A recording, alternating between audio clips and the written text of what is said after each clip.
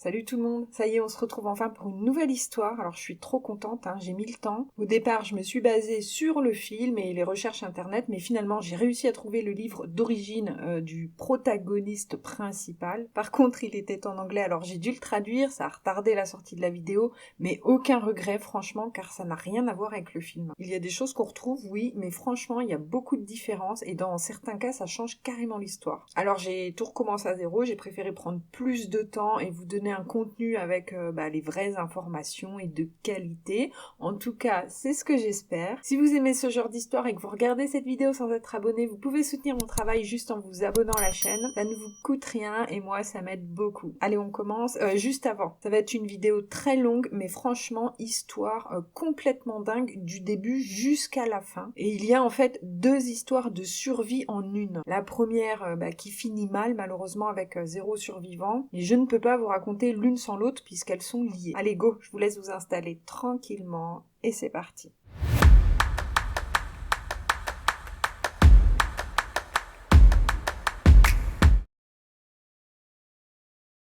L'histoire d'aujourd'hui prend lieu et place au Groenland. Alors pour commencer, je vous pose le contexte. À l'heure actuelle, le Groenland est danois et c'est un territoire indépendant depuis 1979. Pour notre histoire qui se passe au début des années 1900, on est en pleine querelle, entre guillemets, entre les Américains d'un côté et les Danois de l'autre. En fait, les Américains se réclament propriétaires d'une partie du Groenland, le nord-est pour être précise. Alors pourquoi ? Eh bien parce que quelques années en arrière, un explorateur américain, Robert Peary, donc qui s'est déjà rendu sur place à plusieurs reprises, affirme que le nord du Groenland est une île en fait et que le haut du pays est séparé en deux par un canal, qui sera appelé le canal de Peary, puisque c'est lui qui l'a découvert. À cette époque, il n'existe pas encore de carte complète du pays. Le territoire n'a pas été encore entièrement exploré par l'homme, et donc une partie de sa géographie est encore inconnue. Et c'est ça qui pose problème, puisqu'avec les découvertes de ce fameux Robert Peary,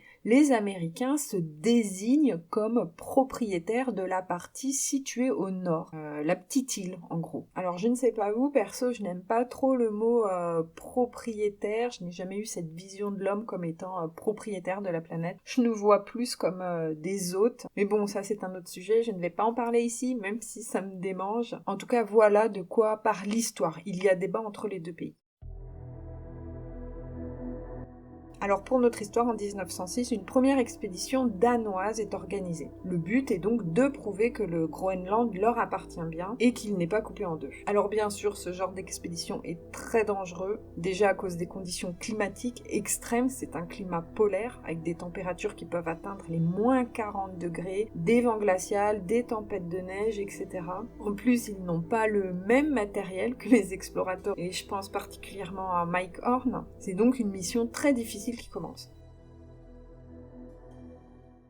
La mission va s'appeler l'expédition Danemark. Plusieurs équipes sont envoyées sur place pour explorer donc le nord-est du Groenland et plus particulièrement la zone où existerait donc ce soi-disant canal. Les explorateurs sont chargés de cartographier le territoire. Parmi tous ces hommes, il y a un groupe de 3 explorateurs et ce sont eux qui sont chargés de faire l'exploration principale, on va dire. Donc je vais vous les citer. Il s'agit de Ludvig Mailus Eriksen, donc lui c'est un explorateur danois, c'est le capitaine, le chef en gros de l'expédition. Jørgen Brunlund, alors excusez-moi pour la prononciation. Lui c'est un explorateur inuit et il y a aussi le cartographe Oeg Hagen. Si je prends le temps de vous les citer, c'est parce que ces 3 hommes, malheureusement, ne survivront pas, ils ne reviendront jamais de l'expédition. Par contre, on va retrouver un journal de bord 1 an après leur mort. Et à l'intérieur, il y a tous les détails de l'expédition jusqu'à leur dernier jour. Je vais vous citer quelques passages juste après, puisque le journal est conservé à la Bibliothèque royale de Copenhague. Les 3 hommes ont été vus vivants pour la dernière fois en mai 1907, donc 1 an après leur départ, par une autre équipe qui allait dans le même secteur. Leur expédition ne s'est pas du tout passée comme prévu et ça a tourné au cauchemar, notamment au niveau du trajet qu'ils étaient censés faire. En fait, à cause des conditions climatiques, ils ont dû changer d'itinéraire et ils seront contraints de longer les côtes en fait plutôt que d'avancer tout droit. Ils ont fait un très grand détour, ça a rallongé le voyage et résultat ils n'avaient plus assez de nourriture, pas assez de matériel. Et à tout ça encore, bien sûr, on rajoute le climat très hostile. Voilà, donc c'est vraiment l'expédition galère pour eux. Ils ont vraiment cumulé pour finir par se retrouver coincés sans pouvoir rentrer à leur camp de base. Ils feront tout pour survivre, hein, mais ils vont s'affaiblir jour après jour. Et ils ont conscience que leur retour est quasi impossible, puisque dans le journal, il y a un passage où c'est écrit, donc je cite, « Pas de nourriture, pas d'équipement à pied et à plusieurs centaines de kilomètres du navire. Nos perspectives sont vraiment très mauvaises. » Jürgen raconte dans son journal qu'au mois de septembre, ils vont tenter de traverser une zone remplie d'eau gelée. À ce stade, ils ont encore un traîneau et 4 chiens, mais les conditions sont tellement extrêmes que les hommes tiendront encore seulement quelques semaines avant de perdre la vie un à un. Le premier sera Hagen, le cartographe. Il va mourir d'épuisement le 15 novembre 1907. 10 jours après, ça sera le capitaine Eriksen. Jürgen est donc resté seul avec son journal. Il va réussir, lui, à avancer encore un peu, mais il ne pourra pas aller bien loin. Il ne peut plus du tout marcher. Il a des gelures trop graves aux pieds. Et il va finir par trouver refuge dans une grotte qui sera sa dernière demeure, et voici ses derniers mots. « J'ai péri à 77 degrés latitude nord sous les difficultés du voyage de retour sur les glaces intérieures de novembre. J'ai atteint cet endroit sous une lune décroissante et je ne peux plus continuer à cause de mes pieds gelés et de l'obscurité. Les corps des autres sont au milieu du fjord. Hagen est décédé le 15 novembre, Magnus Eriksen une dizaine de jours plus tard. » Alors à l'automne, ne les voyant pas revenir, les secours vont lancer les recherches, mais en vain. Si j'ai bien compris, ils vont quand même disposer au cas où des stocks de provisions à certains endroits dans la neige, mais c'est seulement un an encore après, donc en 1908, qu'un corps va être retrouvé, et donc c'est celui de Jürgen. Avec lui, il y a son journal. Par contre, les 2 autres corps ne seront jamais retrouvés, malgré les indications qui étaient dans le journal. Et on suppose qu'après la fonte des glaces, les corps ont dû être emportés par la mer. Juin 1909. Donc on arrive un an après avoir retrouvé le corps et le journal de Jürgen. Et donc là, une deuxième expédition est organisée pour retrouver les documents, les journaux manquants et bien sûr pour tenter aussi de retrouver les 2 autres corps des disparus. À la tête de cette nouvelle mission, c'est cette fois-ci l'explorateur Ejnar Mikkelsen. Mikkelsen s'est donc porté volontaire et il a obtenu l'accord du comité de l'expédition Danemark pour financer une partie de ce voyage. Mikkelsen part avec son équipage donc de Copenhague sur un bateau acheté exprès pour cette expédition, l'Alabama. C'est un très grand voilier en bois. Ils partent à 7 hommes en tout et ils prévoient 18 mois pour accomplir cette expédition. Alors je vous préviens dès maintenant, tout le long de la vidéo, il va y avoir des passages difficiles en rapport avec les chiens. Je vous les raconte mais sans m'attarder, non pas parce que ça ne me touche pas, c'est bien tout le contraire. C'est ce qui m'a été le plus difficile à lire là tout le long de cette histoire. Mais je ne peux pas vous expliquer la réalité, la dureté de ce qui s'est passé sans parler d'eux. Ça fait partie de l'expédition et voilà. Donc pour l'occasion, des chiens ont dû être achetés mais pas sur place. C'est donc une 50aine de chiens de traîneau, de huskies qui vont être achetés et transportés jusqu'au bateau, mais dans de très mauvaises conditions. Ce qui fait qu'ils sont arrivés dans un sale état, très affaiblis. Au final, ils ont tous été abattus. Pour Mikkelsen, c'était un mauvais signe, pour lui ça commençait mal et ça n'allait pas s'arrêter là puisque ensuite c'est le moteur du bateau qui tombe en panne. Le mécanicien d'origine n'arrive pas à le réparer et c'est comme ça qu'un tout jeune mécanicien de 25 ans qui n'était pas du tout prévu au voyage va prendre sa place. Il s'agit de Iver Iversen. Remarque, je dis tout jeune, mais à cette époque, Mikkelsen n'a que 29 ans, donc c'est guère plus vieux. Pour Iversen, c'est sa première fois au Groenland. Il ne connaît pas du tout le terrain, ni ce genre de climat d'ailleurs. Et c'est le seul de toute l'équipe qui n'a aucune expérience dans les expéditions, et surtout pas dans les expéditions de l'extrême. Mais par contre, c'est un grand admirateur de Mikkelsen, donc il s'est porté volontaire sans hésiter pour essayer de réparer le bateau. Ce qu'il va réussir à faire, et donc les voilà tous partis pour le Groenland. Par contre, ils ont 1 mois et demi de retard entre l'histoire des chiens, du moteur en panne, et c'est très problématique puisque là-bas au Groenland, ce sont les saisons, la nature qui décide de quand on arrive et de quand on repart. C'est la nature qui règne, il faut que les glaces aient quand même un peu fondu pour pouvoir atteindre les côtes. C'est très dangereux, le bateau n'a pas de coque vraiment renforcée, surtout à cette époque, et maintenant on arrive fin août dans leur voyage. Mais malgré tout ça, ils réussissent quand même à atteindre la côte. Alors oui, dans des conditions très difficiles, le bateau a pas mal de dégâts d'ailleurs. Ils ont traversé la mer de glace, ça a pas mal secoué, mais ils atteignent quand même les côtes. Par contre là encore, ça ne se passe pas comme ça devait, puisque le bateau se retrouve coincé dans les glaces et du coup ils n'ont pas pu atteindre le point de la côte qu'ils étaient censés atteindre. Et donc ils se retrouvent à 150 km du camp de base. Et c'est le camp de base de l'expédition Danemark. Ils voulaient partir de là en fait. Arrivé sur place, Mikkelsen explique que les premiers jours sont très très difficiles. Donc il y a plusieurs tempêtes de neige qui s'enchaînent. Il y a des ours polaires aussi qui sont attirés par les odeurs de nourriture. Alors les chiens défendent et se dressent face aux ours. Malheureusement, il y en aura plusieurs qui perdront la vie. Ils devront aussi faire face aux loups et aux renards polaires. Voilà, donc autant le climat que le contexte de la faune, c'est vraiment un milieu de l'extrême. C'est en septembre que les hommes vont faire une première sortie. C'est pour commencer en fait à habituer les chiens, mais aussi pour poser des provisions en avance pour le retour. Donc ils sont 5 à partir en expédition avec 3 traîneaux. Iversen, le mécanicien, s'est porté volontaire, il a envie de venir avec eux, et comme le bateau est à quai, Mikkelsen accepte. L'expédition commence, par contre c'est très risqué car la glace n'est pas encore très solide à cette saison, elle n'est pas encore très épaisse, donc ils peuvent vite passer à travers, surtout avec le poids des traîneaux, de tout le matériel. Ils vont vraiment galérer, ils vont affronter encore plusieurs tempêtes de neige. Dans le livre, il explique qu'il y a même des éclats de glace au sol en fait, et que ça coupe les coussinets des chiens, voilà, et qui saignent. Ils vont aussi dériver sur la glace en mouvement sur plusieurs kilomètres en direction du sud, à l'opposé donc. Et ça me rappelle une expédition de Mike Horn où il raconte ça, il explique ça, qu'avancer sur la banquise est très difficile et lent. Et parfois, tu fais même quasiment du surplace à cause du mouvement de la glace ou même carrément tu recules. Donc les 5 hommes évoluent dans ce contexte et ils continuent d'avancer et ils réussissent finalement à atteindre au bout de 16 jours quand même le camp de base de l'expédition Danemark, là où ils devaient arriver en bateau en fait à la base. Il explique aussi dans le livre que les conditions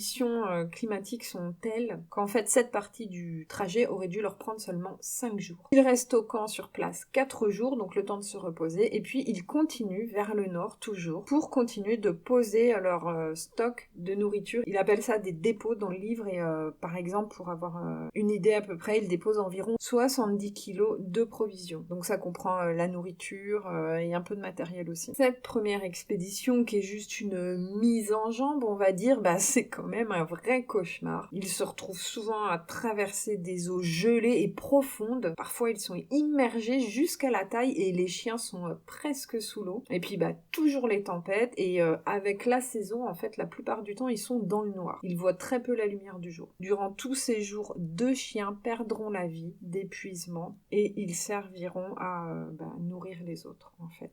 Tout le long de l'expédition, Mikkelsen ne cesse de penser aux 3 hommes qui sont morts, et notamment à Eriksen qu'il connaissait. Il pense à ce qu'ils ont dû endurer à leurs derniers jours, puisque maintenant il est sur place, lui aussi. Il veut absolument retrouver leur corps et les informations qu'ils ont laissées. Alors comme ils avaient les indications du corps retrouvées l'année d'avant, ils finissent par arriver donc au niveau de la petite grotte, et c'est à l'intérieur qu'ils retrouvent le corps de Jørgen qui est toujours là. Ils vont le recouvrir d'un linceul blanc et en fait c'est la femme de Jørgen qui leur avait donné et ils vont construire une sorte de sépulture avec des rochers. À côté de son corps, ils vont donc fouiller, chercher un peu et en creusant dans la glace, ils vont trouver un sac avec donc à l'intérieur un calendrier, un livre de poche rempli de croquis, des feuilles écrites en esquimau, quelques munitions et un peu de nourriture. Ensuite, ils repartent à la recherche des 2 autres disparus. Ils vont chercher comme ça pendant 3 jours mais sans rien retrouver. Ils sont obligés maintenant de rentrer au bateau et à cet instant, ils sont à 450 km km de l'Alabama. Il leur faudra 2 autres semaines pour revenir au bateau avec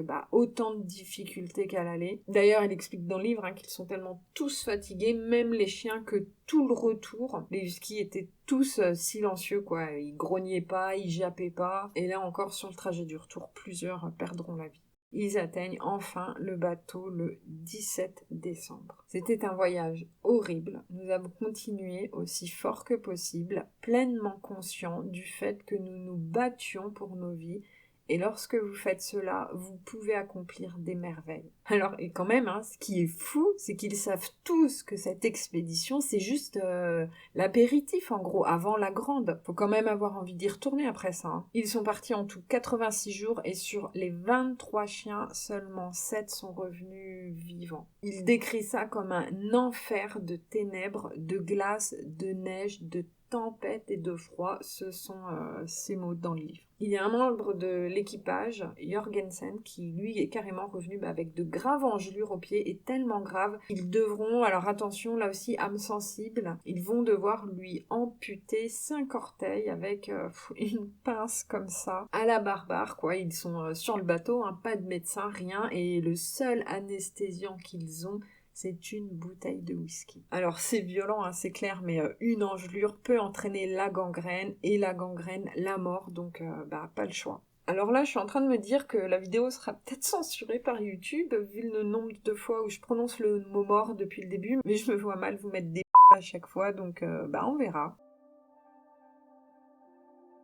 Ils ont eu 3 mois pour se préparer. Bon, alors dans des conditions difficiles bien sûr, mais les voilà prêts pour le grand départ. Ils partent à 5 et 2 restent sur l'Alabama. Ils sont à 2 traîneaux, un tiré par 9 chiens, dirigé par 2 hommes avec à bord 280 kilos de provisions. Le deuxième traîneau, c'est 3 hommes, 11 chiens et 300 kilos. Mais les 600 kilos de provisions qu'ils ont là et de matériel, en fait, c'est que la moitié de ce qu'ils vont avoir besoin. Donc ils vont devoir faire des allers-retours pour rapporter le reste. En une seule fois, c'était impossible de tout emmener, et donc de faire ces allers-retours, ça leur prend un temps fou. En gros, je vais essayer de bien expliquer, peut-être que je mettrai un petit schéma. Ils arrivent à un camp A, ils déposent tout ce qu'il y a sur les traîneaux, ils repartent en arrière au camp B, ils chargent le reste des provisions qu'ils n'ont pas pu amener, ils retournent au point A, ils déchargent, puis ils repartent plus loin, ils remontent un camp qu'on va appeler le camp C, ils déchargent à nouveau, reviennent au camp précédent, chargent ce qui est resté sur place pour le rapporter, etc., etc.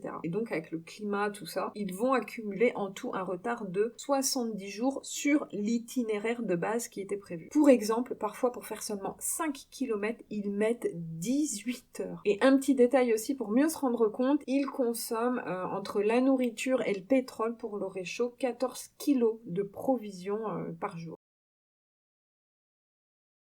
C'est le moment pour Iversen et Mikkelsen de continuer seuls l'expédition. Nous sommes début avril. Ils ont conscience des risques. En plus, ils ont 100 km de retard maintenant sur leurs prévisions. Et c'est très problématique, toujours là encore à cause du temps de la saison. Déjà, dès le départ, dès cet instant, en fait, ils savent plus ou moins, ils y pensent en fait qu'il y ait peu de chances pour qu'ils soient de retour pour le mois d'août. Et le mois d'août, c'est la date butoir, car après le bateau ne pourra plus repartir, il sera bloqué par les glaces. Donc les 2 hommes ont déjà à cet instant dans un coin de leur tête que peut-être ils devront attendre l'été prochain avant qu'on vienne les rechercher. C'est pour dire à quel point ils sont, alors je vais pas dire barrés, car les enjeux sont quand même importants, ce sont des enjeux géopolitiques, et puis il y a le corps des 2 autres personnes qui ont disparu, dont un ami de Mikkelsen. Et puis surtout, c'est leur métier, c'est leur vocation même. Donc c'est clair qu'il faut vraiment être courageux, déterminé pour se lancer dans un tel projet, sachant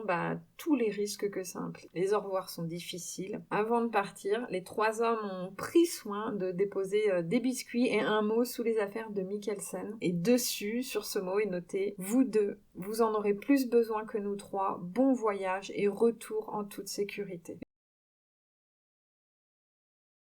Et premiers jours de l'expédition se passent plutôt bien. Alors plutôt bien entre guillemets, parce que ça veut dire qu'ils font avec le temps, les tempêtes de neige, le vent glacial. Certains jours, ils ont une visibilité à seulement quelques mètres. Le risque de se perdre est réel. Et puis il y a les crevasses aussi qui sont souvent cachées sous la neige et qui peuvent mesurer plusieurs mètres de large. Là encore, je vais citer le livre parce qu'il y a un extrait qui résume très bien le contexte. C'était un désert dangereux. Si l'un de nous rencontrait le moindre accident, il n'y avait pas d'aide à avoir. Même si nous en avions grandement besoin, pas de refuge pour être trouvé. Soit nous avons tous les deux traversé, soit nous sommes tous les deux morts et sommes devenus aussi raides et gelés que tout le reste autour de nous. Voilà, et très vite ils rentrent dans le dur. À partir du 17 avril, en fait, ils vont devoir abattre le premier chien. Les chiens s'affaiblissent, s'amaigrissent de plus en plus. Le premier mois, ils vont perdre 3 autres huskies. Il y en a 2 qui vont mourir d'épuisement. Et un jour, il va y avoir un accident de traîneau. Le traîneau d'Iversen va tomber dans une crevasse. Et là, c'est assez fou ce qui s'est passé, puisque par chance,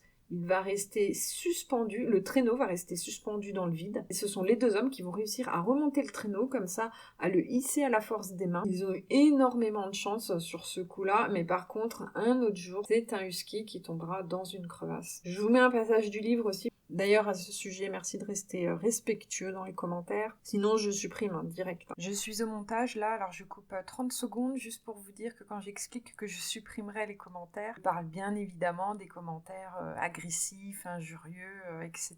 J'ai conscience que tous les passages avec les chiens, ce sont des passages très délicats, très sensibles. Moi-même, ça m'a beaucoup touchée. Mais à chaque fois dans les vidéos, je vous explique que j'essaye vraiment de vous relater les faits au plus proche de la réalité. Donc là, je me voyais mal vous cacher une partie de l'histoire, aussi terrible soit-elle. Allez, on y retourne. Une fois, une trace s'est brisée et un chien malheureux est tombé. Il est tombé et tombé et tombé. Nous ne l'avons jamais entendu toucher le fond.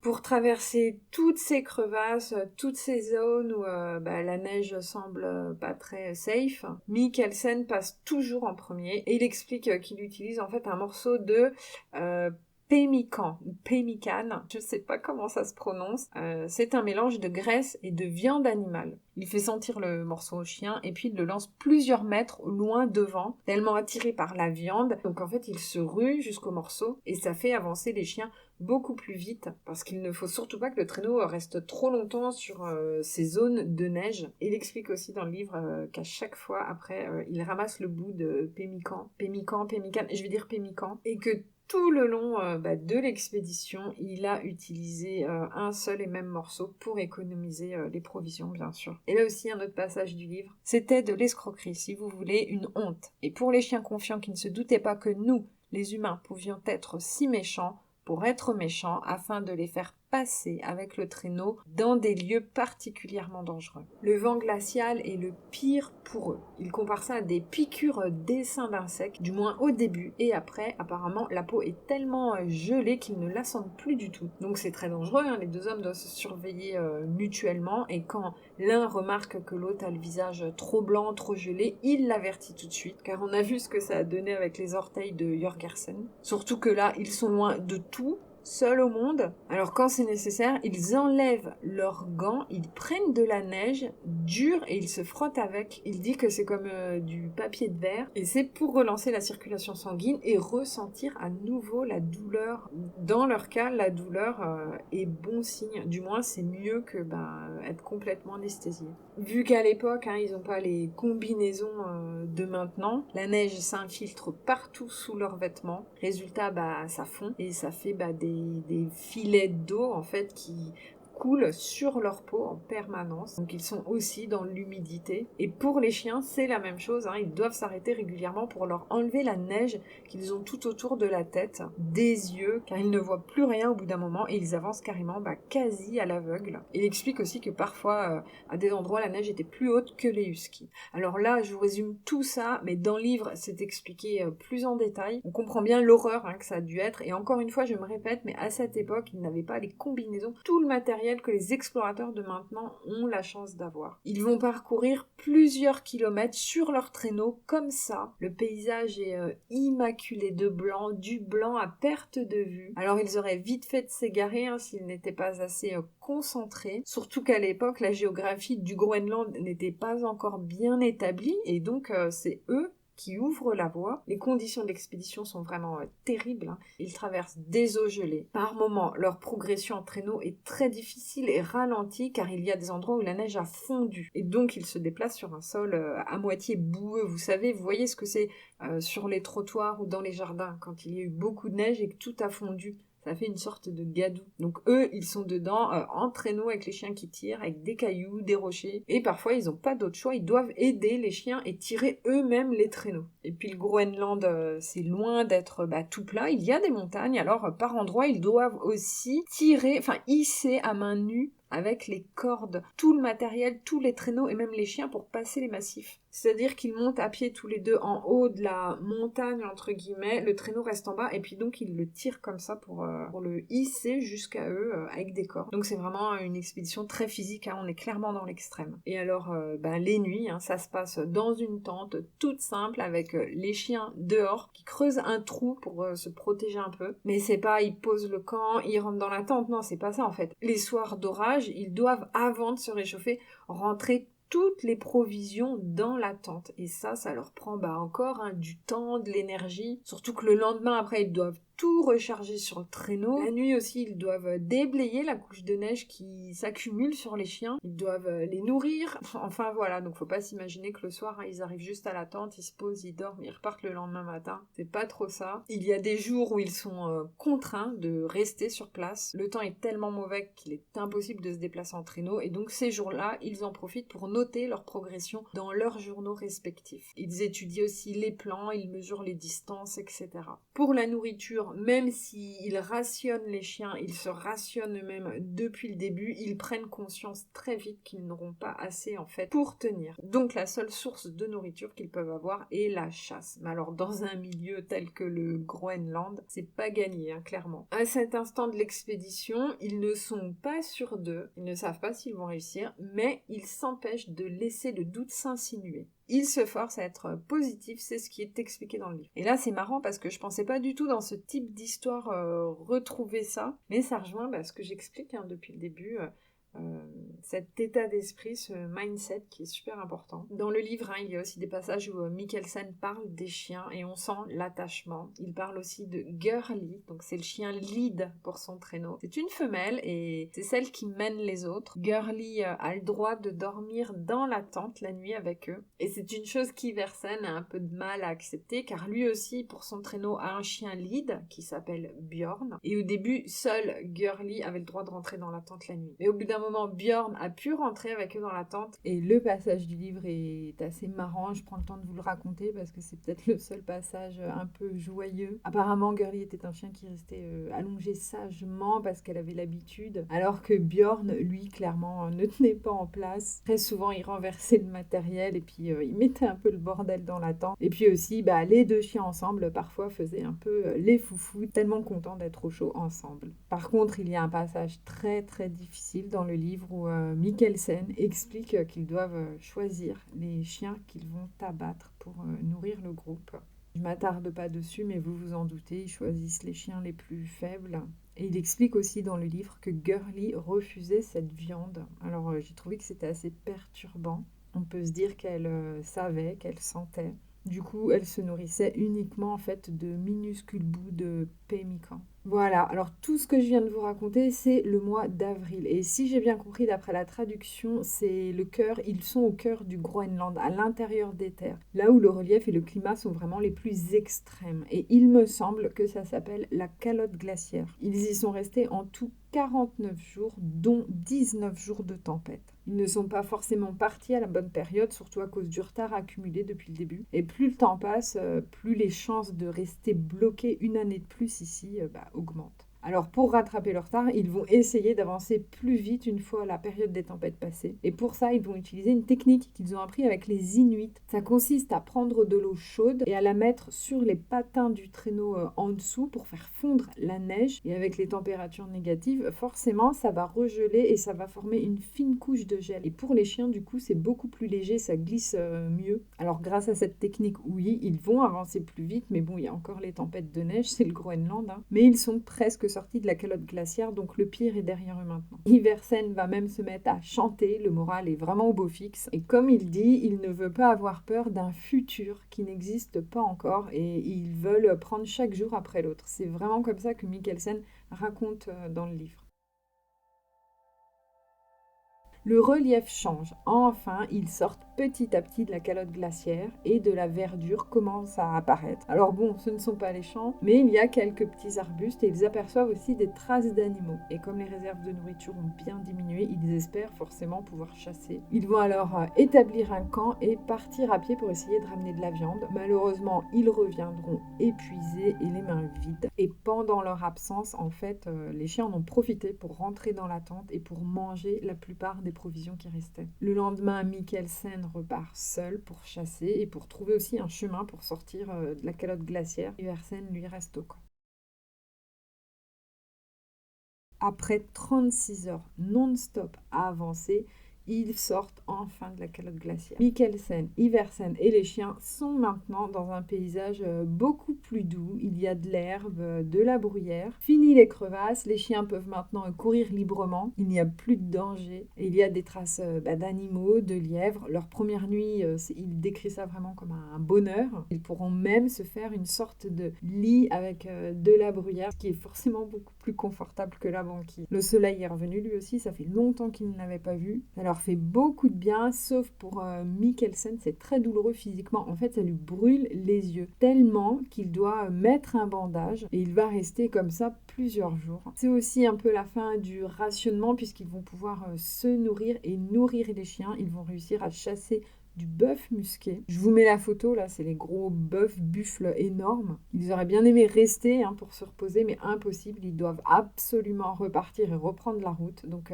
ils ne restent pas sur place. Ils repartent dès le lendemain. Le printemps arrive petit à petit, le paysage change encore. La face des collines qui est face au soleil maintenant est remplie d'herbes, de lichen. En fait, c'est tout verdoyant. Il y a même des oiseaux qui chantent. Ça paraît un peu idyllique, mais par contre, ils se déplacent toujours à traîneau, alors qu'au sol, par endroits, il y a beaucoup de rochers. La neige est en train de fondre. Ils passent des crêtes de montagne aussi, donc ils doivent aider les chiens parfois à tirer, là aussi, les traîneaux eux-mêmes. Physiquement, là encore, c'est super difficile. Ils font en fait le même chemin que l'expédition Danemark.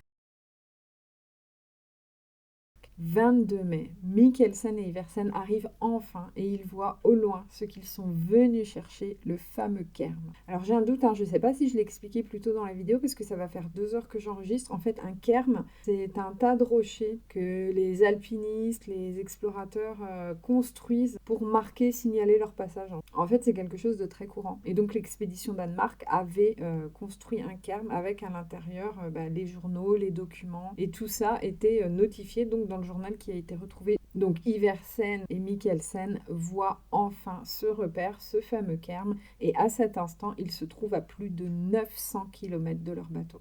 À l'intérieur du tas de pierres, un message protégé dans une cartouche. Il est daté du mois de septembre 1907. Le message a été écrit par Eriksen, qui a péri donc dans l'expédition Danemark. Alors je ne sais pas si vous vous rappelez, ça veut dire que le message a été laissé ici 3 mois avant leur mort et ça fait 3 ans que le message attendait d'être trouvé dans le cairn. La lettre dit qu'ils vont bien, qu'ils ont trouvé de quoi se nourrir en chassant et qu'ils rentrent maintenant au camp de base au bateau. Ils estimaient leur trajet retour à 1 mois et demi environ. Et dans la lettre, ils expliquent qu'ils ne sont pas du tout inquiets et qu'ils repartent avec 7 chiens encore vivants. En fait, ils auraient dû, en théorie, arriver à bon port. Il n'y avait rien qui laissait présager une fin tragique, et pas même les conditions climatiques, car ils étaient dans une bonne saison pour le retour. Mais si j'ai bien compris la traduction, le temps a changé et ils se sont retrouvés coincés à ne plus pouvoir avancer. Mikkelsen et Iversen maintenant eux aussi peuvent rentrer du coup. Par contre, il leur a fallu 3 mois pour arriver jusqu'ici, donc on comprend vite que le retour ça va être très compliqué. Ils sont très affaiblis, épuisés physiquement, psychologiquement par l'aller. Et puis il y a cette histoire de timing, s'ils arrivent trop tard, le bateau sera reparti. Ils ne s'éternisent pas, ils repartent et maintenant ils n'ont plus que 7 chiens en vie. Les 2 hommes se déplacent donc maintenant avec un seul traîneau. Le voyage devient vraiment très difficile en plus des conditions climatiques. Après 4 jours de traîneau, un autre chien perd la vie et les 2 hommes arrivent dans le même endroit qu'où étaient les 3 explorateurs de l'expédition Danemark. Ils trouvent un camp à eux et ils trouvent même des morceaux de tente, un peu de matériel qui leur appartenait. Dans le livre, Mikkelsen décrit cet endroit comme sombre et vraiment déprimant. Rien au sol, pas de végétation. Il y a par contre toujours le foyer en pierre qui servait pour le feu. Et tout autour du camp, il y a plusieurs cairns. Donc Mikkelsen et Iversen les ouvrent et à chaque fois, ils espèrent trouver de la nourriture à l'intérieur, mais rien. Ils estiment que l'expédition Danemark, donc les 3 hommes, seraient restés là environ 2 mois avant de reprendre la route. Alors à ce stade-là, vous vous demandez sûrement, et les preuves, les cartes, les documents qu'ils sont venus chercher. Ils vont les trouver dans le dernier cairn du camp qu'ils vont fouiller.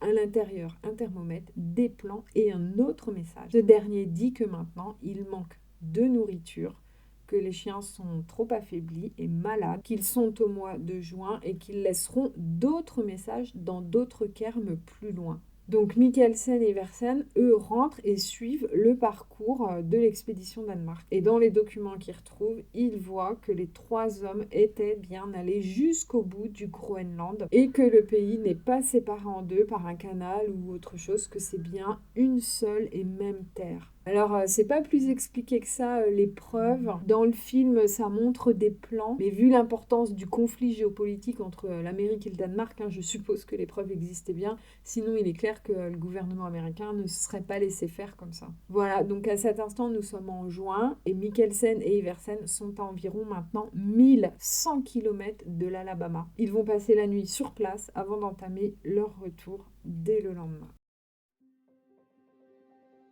4 mois et demi en tout depuis le jour de leur départ et 1 mois et demi depuis qu'ils sont sur le chemin du retour. Le retour est horrible, clairement plusieurs chiens ne tiennent pas le coup et meurent de faim ou d'épuisement. Pour les 2 hommes bien sûr c'est très éprouvant aussi, les conditions sont rudes et comme ils n'ont plus assez de chiens pour tirer le traîneau, Mikkelsen et Iversen tirent avec eux maintenant à non-stop, ils n'ont pas le choix. Ils sont devant aux côtés des chiens et marchent. Ça va être des jours et des jours cauchemardesques à cause du manque de nourriture. Mikkelsen va tomber malade et va attraper le scorbut. Alors le scorbut c'est une carence sévère en vitamine C et il va se mettre à saigner des gencives, à avoir toutes ses articulations qui vont gonfler, il va avoir comme des sortes d'hémorragie, d'échymose au niveau des jambes. Il perd même connaissance à plusieurs reprises et il lui est impossible maintenant de marcher, de gérer quoi que ce soit. C'est alors Iversen qui pendant 3 semaines va prendre le lead, le jeune mécanicien qui n'a aucune expérience, je vous le rappelle. De toute façon, il n'a pas le choix si lui aussi il veut survivre et rentrer vivant. Donc durant tout le mois de juin, c'est Iversen qui gère les chiens, le traîneau, la route. Mikkelsen est trop faible, il est allongé sur le traîneau et ils vont progresser comme ça sur de la neige fondue en plus tout le long de la côte. Alors forcément, ça complique énormément la progression. C'est très difficile pour les chiens de tirer dans de telles conditions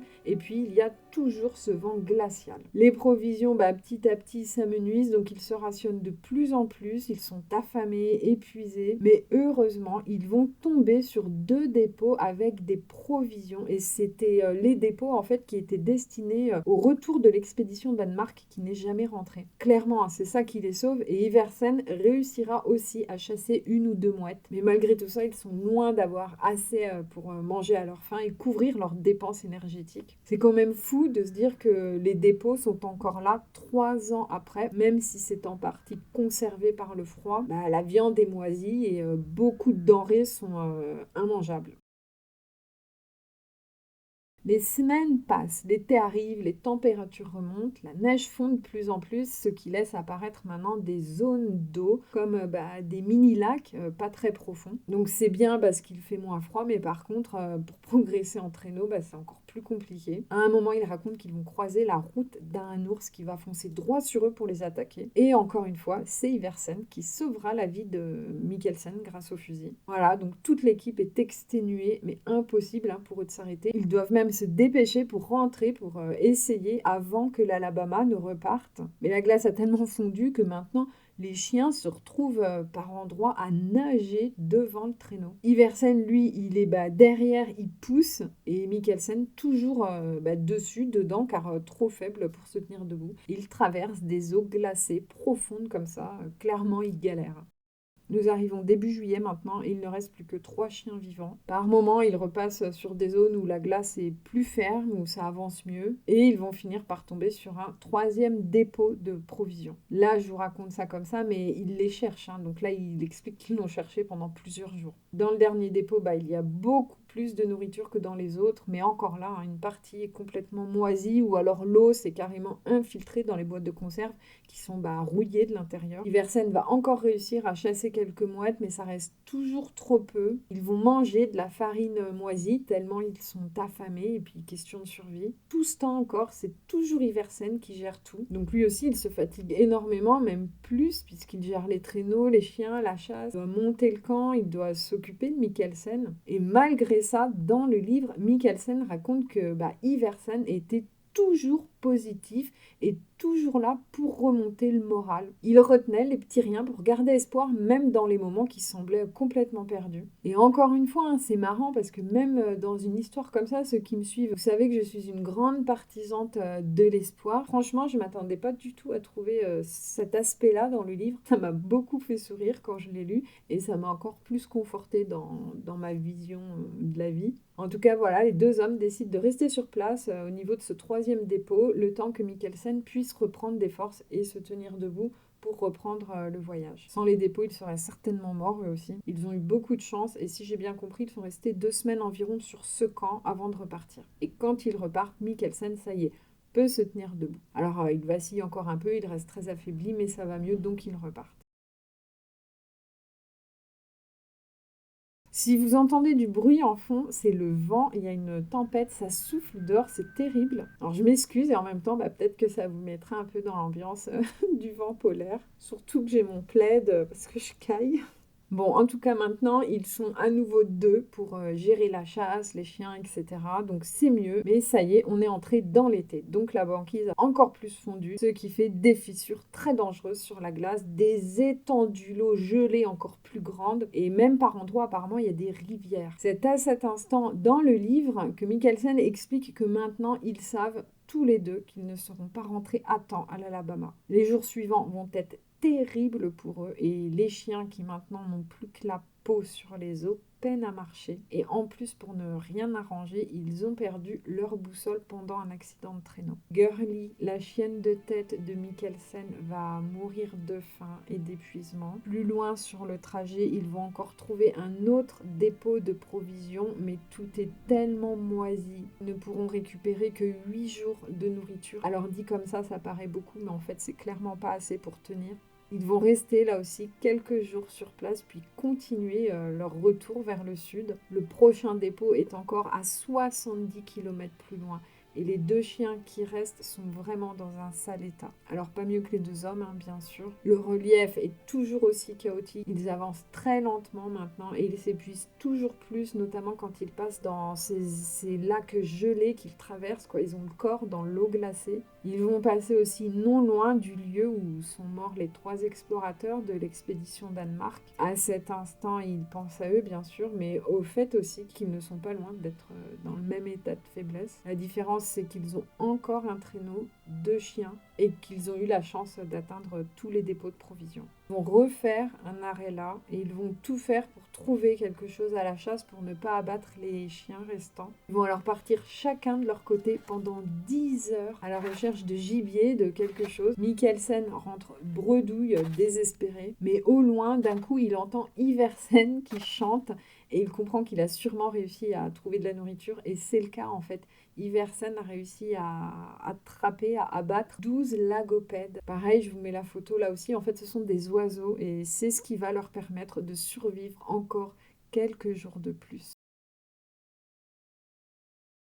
Ils repartent encore. Et cette fois-ci, les 2 chiens sont accrochés sur le traîneau, tellement ils n'ont plus de force pour marcher. Mikkelsen tire le traîneau devant et c'est Iversen qui pousse derrière. D'après les indications qu'ils ont pu récupérer, il y aurait encore 4 ou 5 dépôts de provisions de l'expédition Danemark, en espérant bien sûr qu'ils les trouvent. En tout cas, c'est ce qui leur fait garder espoir. Les jours suivants, la nourriture manque à nouveau et ils vont abattre les 2 chiens restants pour survivre. Je ne vais pas détailler ce qui s'est passé. Vous pouvez retrouver le film sur Netflix et ce passage-là est similaire au livre. Les 2 hommes sont très abîmés, ils sont malades, chaque pas se fait dans la douleur, ils ont la peau qui pèle à cause des vêtements humides qui irritent, ça fait des plaies. Leurs pieds, c'est le cauchemar, c'est le pire. La glace traverse les semelles complètement usées et ça coupe la peau de la plante des pieds. Iversen est de pire en pire, maintenant c'est lui qui va vraiment très mal, il est très amaigri et en plus il a mal au dos, aux côtes, à la tête, mais quand même les 2 hommes avancent coûte que coûte, de toute façon encore là, ils n'ont pas le choix. Donc même si c'est l'été puis qu'on est au Groenland, on sait tous à quel point c'est difficile de marcher dans la neige, le froid, les eaux glacées. Alors là, après s'être déjà tapé plus de 1000 km dans des conditions vraiment de l'horreur, j'ai envie de dire, ils ne lâchent rien. Bien sûr qu'ils n'ont pas le choix, mais quand même, je trouve que c'est complètement dingue et je trouve ça aussi surtout impressionnant. Par chance, ils vont tomber sur un de leurs dépôts à eux. Ils ont placé à l'aller avec leurs autres compagnons. Alors forcément, ils sont super heureux. Pour eux, c'est presque un cadeau du ciel. Ils vont pouvoir manger. Ça va leur permettre de tenir encore 15 jours supplémentaires et donc ils décident de rester 1 semaine sur place. Et ils y croient puisque l'automne approche à grands pas. Et les voilà qui repartent à nouveau, toujours en tirant eux-mêmes le traîneau. Ils pensent et ils parlent toujours nourriture, c'est devenu leur obsession. Ils rêvent nourriture aussi. Les 2 hommes sont clairement dévorés par la faim. Ils rationnent toujours au maximum, pas le choix s'ils veulent tenir et vivre surtout. L'été est fini, donc pour le bateau c'est foutu. Même s'ils le savent, ils gardent un petit espoir quand même. Les journées raccourcissent, le froid, le vent, les zones d'eau disparaissent pour faire place petit à petit à la glace qui revient. Et donc, à cette époque, ils doivent être encore plus prudents car la glace est super fine et donc c'est vite fait de passer à travers et de tomber dans une crevasse. Arrivés à ce stade, ils n'ont quasiment plus de matériel, donc ils décident de laisser le traîneau pour avancer le plus léger possible et continuer à pied. Même la tente, c'est devenu trop lourd à porter. Ils vont juste la découper et prendre de quoi se couvrir. Les sacs de couchage aussi, c'est trop lourd. Ils vont alors les découper pour s'en faire des chaussures. Ils continuent juste avec l'essentiel, leurs journaux, les plans. Et à cet instant, ils sont encore à 320 km du bateau, ce qui est énorme. Et alors attendez, parce que c'est pas fini, c'est vraiment une histoire folle. Ils vont marcher encore et encore dans le froid, dans la neige qui est revenue. Ils n'auront que des rochers pour s'abriter des tempêtes de neige ou la nuit. Ou bien une fois, je cite le livre, misérable fente dans la roche. Ils sont toujours obsédés par la nourriture. Leur objectif, c'est le prochain dépôt, le leur qu'ils ont laissé avec leur équipe au tout début de l'expédition. Mais pour ça, ils vont devoir traverser une mer de glace. Mikkelsen explique qu'il ne se pose pas la question de savoir si la glace est assez épaisse ou pas pour marcher dessus, puisque de toute façon, ils n'ont pas le choix. Par contre, ils ne préfèrent pas risquer de perdre tous les documents si précieux qu'ils ont avec eux. Donc, par précaution, ils construisent eux aussi un cairn pour y placer à l'intérieur leurs journaux, la lettre et toutes les preuves qu'ils ont retrouvées. Donc à ce stade, on peut remarquer quand même qu'ils ont toute leur lucidité malgré tout ce qu'ils endurent. Ils ont tout à fait conscience qu'ils peuvent passer à travers la glace et perdre la vie. Et pour eux, l'épreuve et les dernières traces de l'expédition Danemark, les journaux, tout ça, c'était quand même la priorité. Et ils ne voulaient pas avoir fait tout ça pour rien. À bout de force maintenant, ils ont la peau des pieds à vif. Ils ne parlent plus et ils vont marcher encore dans la souffrance pendant des jours pour sauver leur vie.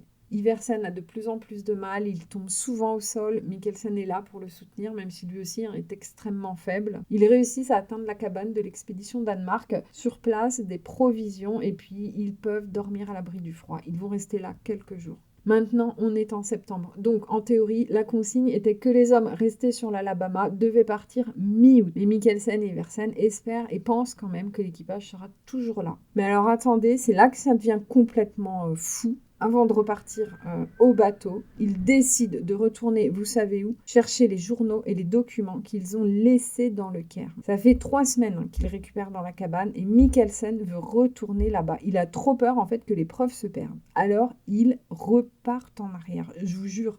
Ils prennent un traîneau, alors il n'y a plus de chien, hein, mais ils vont le tirer eux-mêmes. Ils prennent une mini-tente, des provisions, car le but ensuite c'est de rejoindre le bateau directement. Et tout ça, ça représente plus de 500 km. Donc ils repartent, le temps n'est pas du tout favorable, et même s'ils se sont un peu reposés, ils sont quand même tapés plus de 1000 km là déjà, donc au bout d'une semaine de marche, ils font demi-tour, ils reviennent à la cabane. Voilà, c'est trop, hein, ils prennent conscience qu'ils sont incapables de faire ça, et donc ils décident de repartir direction le sud, de continuer pour rejoindre l'Alabama. Les derniers kilomètres sont terribles physiquement et mentalement, mais enfin, au loin, ils aperçoivent le mât du bateau, le mât de l'Alabama. Inutile de vous dire qu'ils sont heureux, qu'ils sont soulagés, surtout qu'ils voient le bateau, donc pour eux le bateau est là, ils les ont attendus. Mais plus les deux hommes s'avancent et plus ils trouvent étrange ce silence. Mikkelsen et Iversen se rapprochent et constatent en fait que le mât du bateau est dans la neige, juste le mât. Il est comme planté. Et en contrebas, plus loin, ils voient une sorte de cabane. Alors ils y vont, mais pas un bruit, pas de chien qui jappe, pas de traces de pas non plus dans la neige, rien, c'est le silence le plus total. Ils remarquent que la cabane a été construite avec des planches des bouts du bateau. Tous les membres d'équipage sont partis. Mikkelsen et Iversen se retrouvent seuls, encore livrés à eux-mêmes.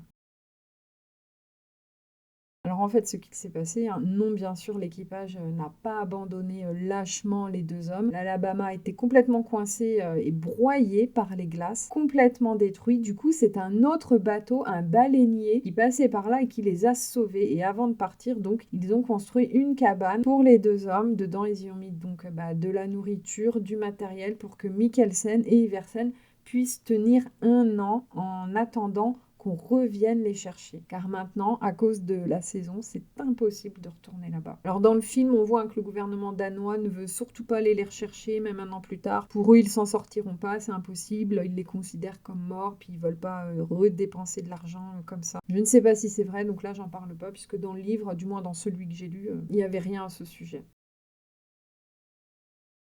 Mikkelsen et Iversen attendent maintenant. Heureusement, oui, qu'ils sont à l'abri. Il y a du matériel, des sacs de couchage, etc. Mais même s'ils sont à l'intérieur, Mikkelsen explique que les tempêtes de neige s'enchaînent à l'extérieur et qu'à l'intérieur, quand il pose un seau d'eau au sol, l'eau gèle directement. Donc il fait encore très très froid. Ils sont loin d'être confortables, mais ça reste quand même bien mieux que les conditions de leur expédition. Et puis surtout, ils ont des réserves de nourriture. Donc ils vont s'occuper, ils vont bricoler et ils vont rester dans l'espoir qu'on vienne les chercher à la fin de l'été prochain. Ils savent que ça ne peut pas être avant. Alors je ne sais pas si vous voyez au niveau psychologique, il faut quand même pouvoir encaisser le fait déjà qu'ils sont rentrés trop tard et que maintenant en plus ils doivent attendre encore 1 an, seuls au Groenland. C'est tendu. Surtout qu'ils n'ont aucune garantie finalement qu'on viendra vraiment les chercher. Mais ils gardent espoir. Et en fait, à part ça, il n'y a pas grand-chose d'autre à faire. Et puis c'est ça, je pense, qui va les sauver. Plusieurs fois, des ours viendront jusqu'à eux, attirés par la nourriture, par l'odeur. Ça sera chaud parfois, car ils attaquent la cabane. Ils devaient rester sur leur garde constamment, même la nuit. Ils passeront leur premier Noël ici, seuls. Psychologiquement, ça sera très compliqué, mais ils feront tout pour garder le moral. Une fois que décembre est passé, ils vont avoir un regain d'espoir puisqu'ils savent que l'été arrive et donc avec leur retour au pays.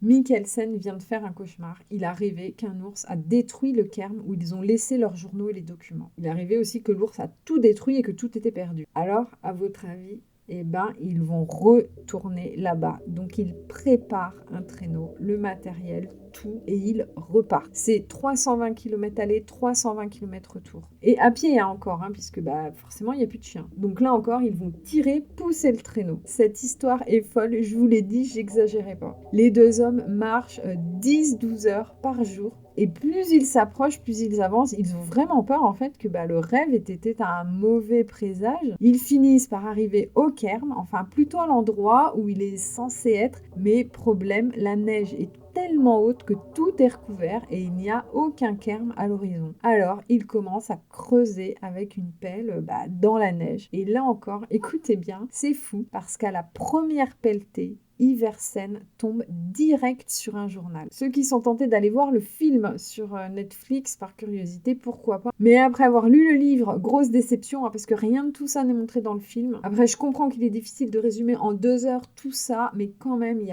a beaucoup de différences. Peut-être que du coup, soit valait mieux rien faire, ou peut-être une trilogie, pourquoi pas. Mais là, vraiment, le livre est très très loin de ce qui s'est réellement passé. En tout cas, les 2 hommes retrouvent presque tout, et il manque seulement les journaux de Mikkelsen qui ont été mangés par un ours polaire. Ils ont retrouvé des morceaux de papier qui étaient mâchés. Une chance, encore là qu'il restait les journaux d'Iversen. Alors c'est marrant quand même, cette histoire de cauchemar, on peut se demander si c'était une sorte de présage, une vision, c'est quand même super étrange. En tout cas, ils plantent la tente là pour la nuit et ils refont les 320 km dans l'autre sens dès le lendemain, ce qu'ils vont réussir à faire bien sûr, mais quand ils arrivent, là encore c'est le choc puisqu'ils voient avec stupeur sur la table dans la cabane un mot daté du 23 juillet 1911. Vous l'avez compris, des secours sont revenus les chercher. Franchement, je pense que si ça avait été un film fiction, on aurait dit « Oh, c'est trop gros, c'est exagéré ». Franchement, c'est fou. Le mot est écrit par leurs amis de l'Alabama. Ils sont revenus les chercher. Mikkelsen et Iversen lisent que l'équipage est revenu ici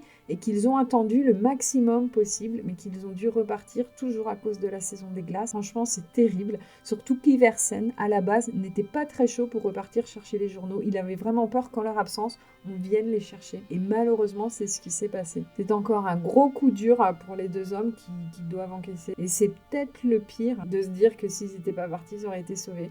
Donc du coup, les revoilà condamnés à attendre encore une année de plus.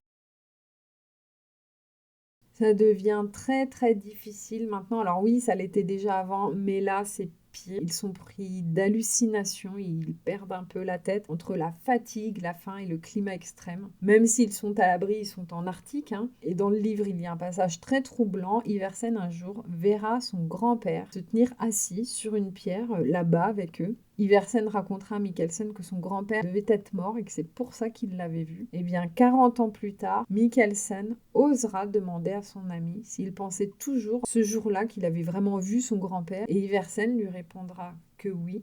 Et que quand ils sont rentrés, il a appris le décès de son grand-père et ce dernier est mort le même jour où lui l'a vu, a eu cette vision de lui en Arctique. Et encore autre chose, pareil, assez troublant, Mikkelsen raconte aussi que quand il a revu sa mère, elle lui a montré un bout de papier, dessus une date qu'elle avait inscrite et elle voulait savoir ce qui s'était passé ce jour précisément. En fait, elle l'avait noté. Donc c'était un jour pendant l'expédition et Mikkelsen explique qu'il se souvient très bien de cette date puisque c'est le jour où il était si malade et qu'il a vraiment failli mourir. Perso, je suis très ouverte sur ces sujets. D'ailleurs, ça n'est pas tabou. Ceux qui suivent mon Insta le savent. Et dans le livre, Mikkelsen raconte que tout ça l'a perturbé forcément et qu'il se souvient lors d'un voyage à Calcutta d'un Indien qui lui avait prédit, je cite, « un avenir dans une terre si blanche et désolée qu'il n'avait rien vu de tel ». On reste respectueux, s'il vous plaît, dans les commentaires. Je m'adresse à ceux qui ne font que passer. Les autres, je sais que vous l'êtes.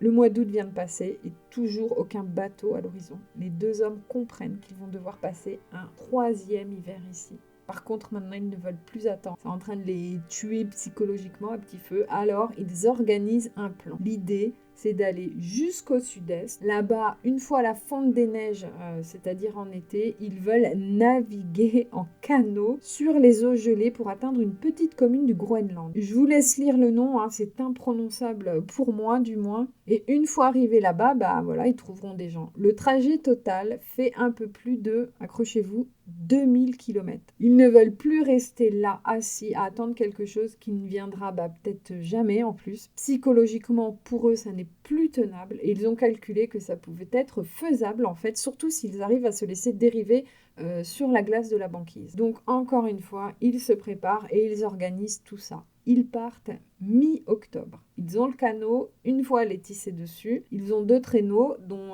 un qui aussi est équipé d'une voile, et ils avancent comme ça grâce au vent. Mikkelsen raconte que les premiers jours se passent très bien, mais à un moment, le canot va se retrouver coincé dans un gros tas de neige et impossible de l'en sortir, ils devront l'abandonner sur place. Ils continuent quand même à avancer et à un moment, ils vont arriver devant une grande croix plantés là, en plein milieu de nulle part, le long du rivage. Ils se demandent si c'est en leur hommage. Et même après leur retour, ils expliquent qu'ils n'ont jamais su ce qu'était cette croix. Ils vont retrouver encore 2 autres messages de personnes qui les cherchaient. Dans le nouveau camp, là où ils viennent d'arriver, il y a un message laissé par un chasseur de phoques et un autre par un bateau norvégien. Mais en fait, aucun des deux n'avait réussi à atteindre la région où se trouvaient les 2 hommes à cause des glaces. Donc pour Mikkelsen et Iversen, ça sera un gros coup dur encore. Ils vont déprimer pas mal de temps. Voilà, l'idée qu'en fait, des personnes étaient bien à la recherche. Donc vraiment, les jours après, ça va être très compliqué pour eux au niveau psychologique. Et pourtant,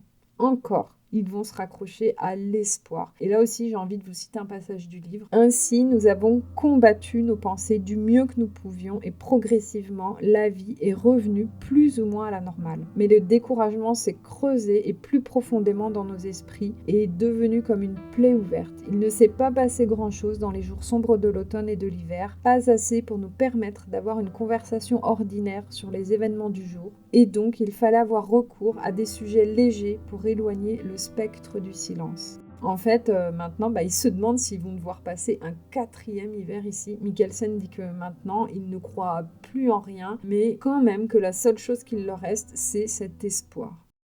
Mikkelsen et Iversen continuent de chasser pour tenir le coup. Parfois, ils reviennent sans rien. Et dans les pires moments, la faim les dévore. Ils aborderont le sujet délicat. Si l'un des deux perd la vie, que fera l'autre? Est-ce qu'il mangera l'autre pour survivre?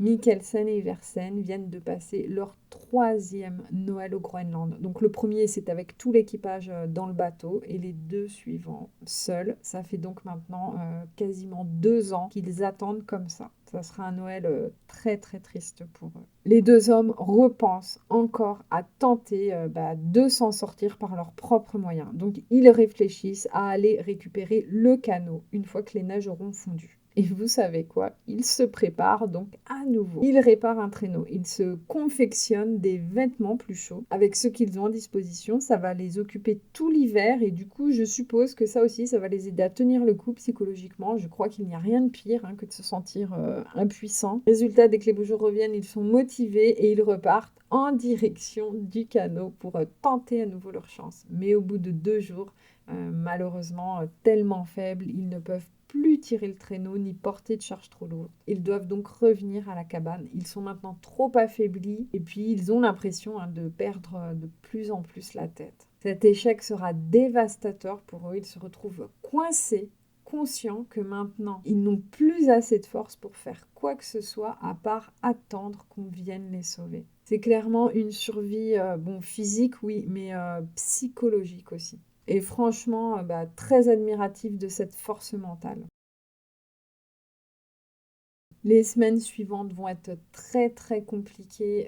Mikkelsen va se retrouver un moment avec un abcès dans le cou. Et alors, à soigner sur place dans de telles conditions, c'est très compliqué. Il va lui-même l'exciser. Et avec pour miroir, pour se regarder, une flaque d'eau. Parce que apparemment, Iversen se sentait pas de le faire. Là encore, je vous partage un autre passage du livre.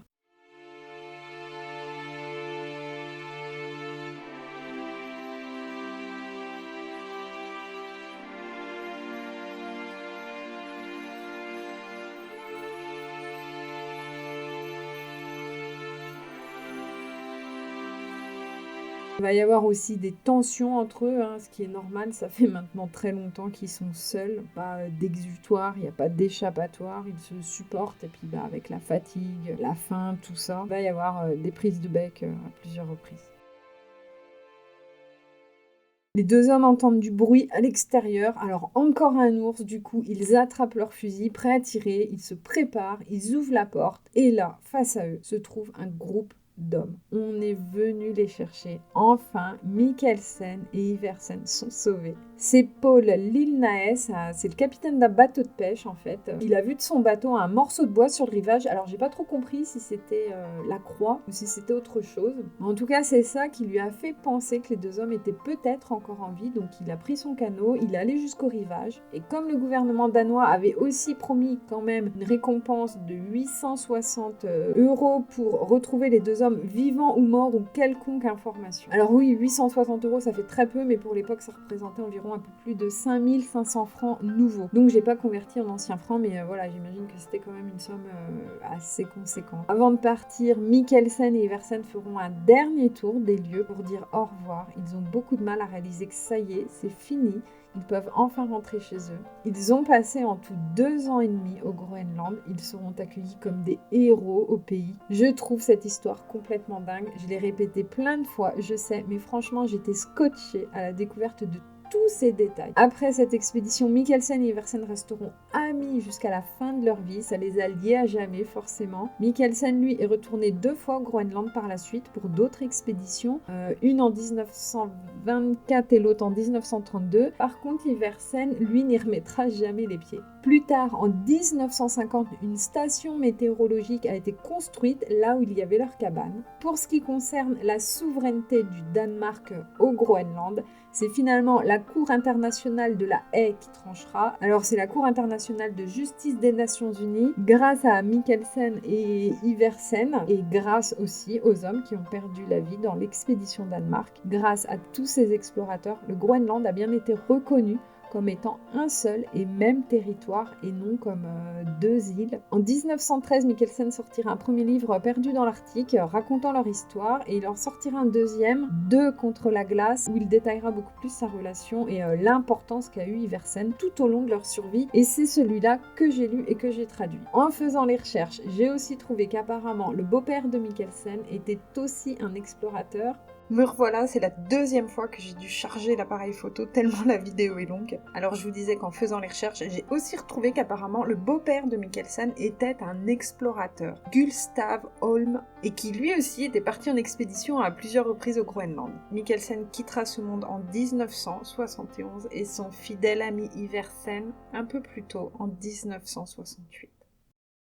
Voilà, c'est comme ça que se termine cette histoire. Alors, à chaque fois que j'enregistre une histoire de survie, je me dis non, c'est pas possible, je trouverai pas une autre autant ou plus folle que celle-là, tellement je les trouve dingues. Et ben si, encore une fois, là j'étais stupéfaite. J'espère que j'aurai réussi à vous embarquer avec moi dans cette histoire. Je le redis, j'ai trouvé le film bâclé, ça reste mon avis perso. Si certains l'ont vu, ça m'intéresserait beaucoup d'avoir votre retour par rapport à la vidéo. Il y a certaines similitudes avec le livre, mais il y a aussi beaucoup d'incohérences, et vraiment à certains moments, ça change totalement l'histoire. En tout cas, merci à vous d'avoir écouté jusque-là. Je sais que ça va être une vidéo très longue. Je verrai au montage comment la raccourcir, mais pas trop non plus. Si ça vous a plu, n'hésitez pas à me le dire dans les commentaires. Vous pouvez la partager aussi, ça m'aide énormément dans le soutien de la chaîne face aux mastodontes de YouTube. Elle m'aura pris beaucoup de temps, mais ça a été super plaisant et très enrichissant aussi. Si la vidéo dure plus d'1h30, je vais voir, peut-être que je couperai en 2 déjà, parce qu'au niveau de l'upload, ça va être super long. Et puis pour vous aussi, parce que je sais pas si vous avez 1h30 à passer devant YouTube. Je vais voir, je sais pas trop encore. Je vous laisse ici, je vous souhaite une belle journée ou soirée, selon d'où vous me regardez. On se retrouve bientôt, je l'espère, pour une prochaine histoire vraie. D'ici là, prenez soin de vous. Salut!